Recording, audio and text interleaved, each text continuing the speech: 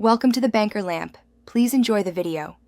You're going to add an eSIM now. First, confirm your Samsung supports eSIM and that your carrier allows eSIM activation.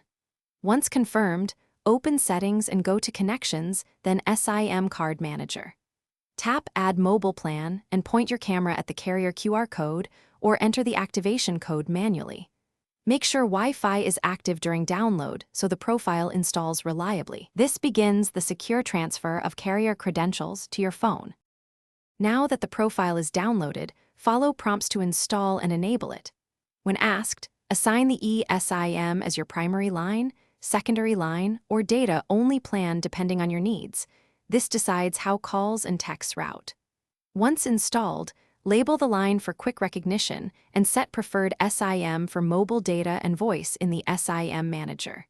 If you plan to use dual SIMs, adjust roaming and network mode so both physical and eSIM lines behave as. Finish by restarting your phone to solidify provisioning and check that signal bars and the carrier name appear.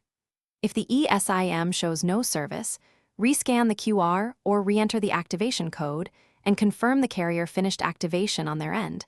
Sometimes activation completes server-side later.